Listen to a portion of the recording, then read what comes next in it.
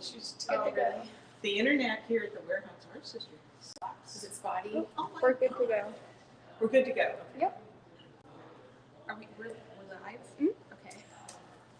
Hi everyone, I'm Teresa Sullivan. I'm a board member here at the Warehouse Arts District Association.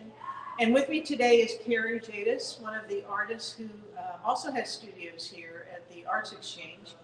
And I've asked Carrie to talk to us a little bit about some of her personal experiences with art. So Carrie, welcome. Thank you for being here. Thank you.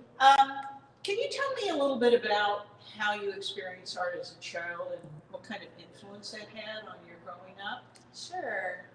So I was a very painfully shy child and a little socially awkward.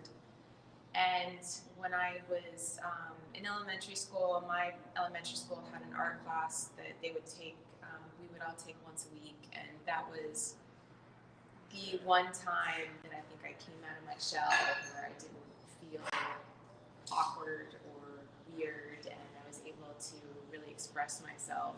And it didn't go unnoticed by my teachers. They actually spoke to my parents about putting me into art back in schools, which kind of paved the way for where I am now.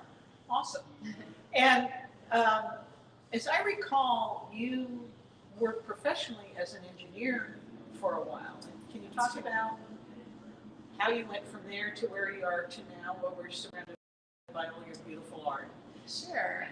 Well, I don't think that engineering and creating art is all that different, but they're both positions of being a maker, where you have the ability to use your creativity to either make something aesthetically beautiful, something that actually serves a purpose, that is mechanically productive and creative. So they both are hand in hand, and I think that I kind of went back and forth on which I liked best, and ultimately pursuing the arts was, I think, what I was meant to. Art won out. Yeah, art won. And tell us a little bit about your two sons and their exposure and interaction with arts. And do you consider them artists? No.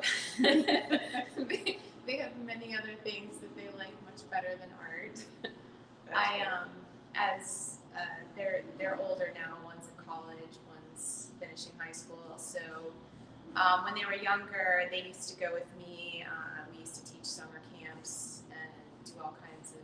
We used to work with kids a lot, and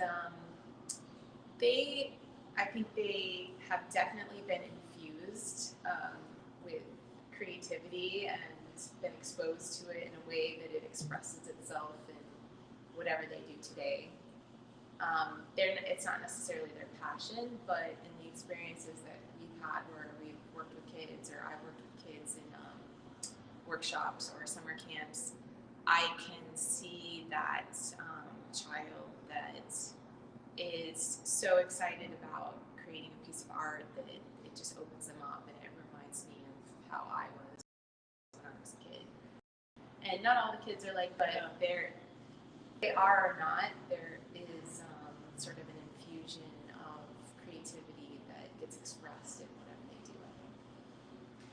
do. As you know, we're doing Giving Tuesday this year in an attempt to raise funds to furnish out what will be our new Arts Education Center. So, and because you've taught children before, can you tell me a little bit about how you go about encouraging children and what role being exposed to the arts has to do with their growth and development?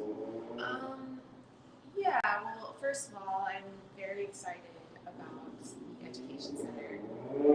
I have had the opportunity to teach and work with children of all different types of socioeconomic backgrounds, and I feel like the Education Center is going to be a place where I think there'll be children who wouldn't necessarily always have the capability of being exposed to the arts. This could be a place for think as far as getting them excited about the arts, I feel like I think anytime you have a situation where you have kids making and creating and you have teachers that are able to encourage and sort of take them away to another place, it is something that kids crave. I think we all crave being creators. I think we do too. Well, thank you for your time, Carrie. Really appreciate it. Thanks, everyone. Thank you.